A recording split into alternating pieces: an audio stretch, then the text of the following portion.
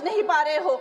EVMs hack नहीं करते हैं प्रधानमंत्री, प्रधानमंत्री लोगों के दिलों को हैक करते हैं।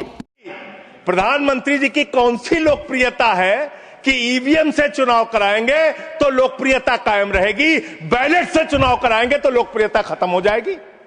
अरे भैया, दोनों में अगर लोकप्रियता कायम है तो बैलेट से चुनाव करा लो, उसमें भी पता चल जाएगा कितने लोकप्रिय है प्रधानमंत्री जी, कितनी लोकप्रिय है भारतीय जनता पार्टी, कितने लोकप्रिय हैं आप लोग, ये आपको पता चल जाएगा।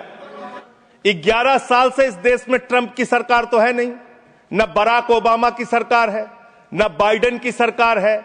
यहां पर प्रधानमंत्री नरेंद्र मोदी जी हैं और गृह मंत्री अमित शाह जी हैं।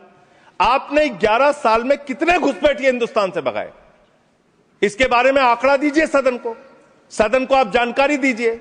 आप बिहार जाते हैं, वहां घुसपैठिया चिल्लाते हैं, झारखंड जाते हैं, वहां घुसपैठिया चिल्लाते हैं, दिल्ली आते हैं, वहां घुसपैठिया चिल्लाते हैं, हरियाणा जाते हैं, वहां घुसपैठिया चिल्लाते हैं, महाराष्ट्र जाते हैं, वहां घुसपैठिया चिल्लाते हैं, आसाम जाते हैं, वहां घुसपैठिया चिल्लाते हैं, घुसपैठिया पकड़ नहीं पाते। यह कौन सा घुसपैठिया है? जहां पर चुनाव होगा वहां आपको घुसपैठिया मिल जाते हैं, आप पूरा चुनाव उसके ऊपर करते हैं। कितने घुसपैठिया बिहार में मिले, इसको बताइए, देश को, इस सदन में बताइए।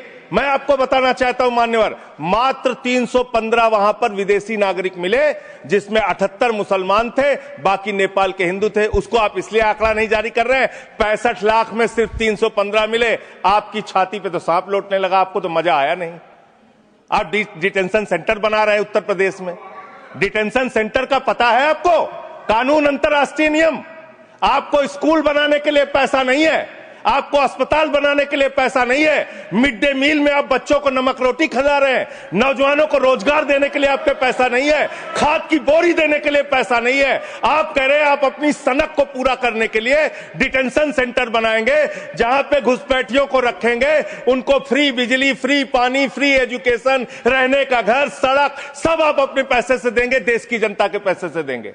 इसलिए मैं आपके माध्यम से सरकार को चेतावनी देना चाहता हूं, अगर कोई बांग्लादेशी मिले, कोई पाकिस्तानी मिले, कोई अफगानिस्तानी मिले, तो उसको उसके देश वापस भेज देना।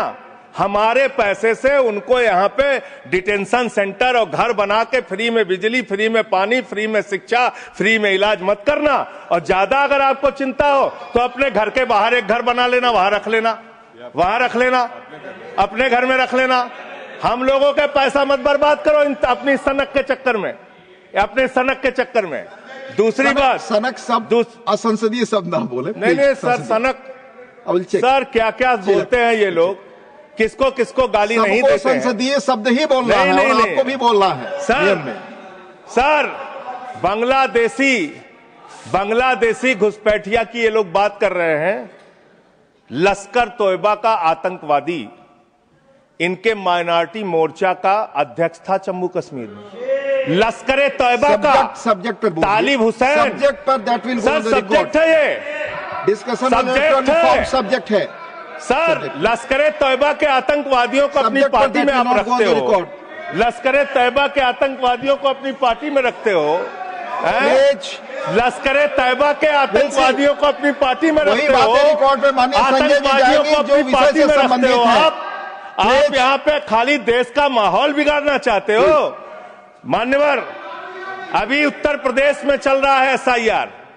उत्तर प्रदेश में अभी हमारी मीटिंग हुई वहां के मुख्य निर्वाचन अधिकारी से, वो कह रहे हैं 18% वोट काटे जाएंगे, करीब करीब 3 करोड़ वोट हमारे प्रदेश में काटे जाएंगे। और कैसे काटे जा रहे हैं? प्लीज संजय जी आप इधर बोलिए, चेयर की तरफ। संजय जी आप चाहते हैं, आप आपस में बहस कराइए सर, उनको खड़ा कीजिए, सर उनको खड़ा कीजिए, बहस कराइए। आप बोले कोई चीज जानते। हमारी मीटिंग हुई सर, हमारी पार्टी के प्रतिनिधि गए, वहां कहा गया 18% वोट काटे जाएंगे। क्या इस सदन की चिंता नहीं होनी चाहिए? उत्तर प्रदेश में आप 3 करोड़ वोट काटेंगे, 3 करोड़ वोट काटेंगे। बैठ जाइए, बैठ जाइए, बैठ जाइए। आप लोग फालतू बोलते रहते हो। पर ही बोले वही रिकॉर्ड पे लश्कर तैयबा के आतंकवादियों को अपनी पार्टी में रखते हो तुम लोग। कमेंट नहीं कर सकते। लश्कर तैयबा के आतंकवादियों को रखते हो अपनी पार्टी में।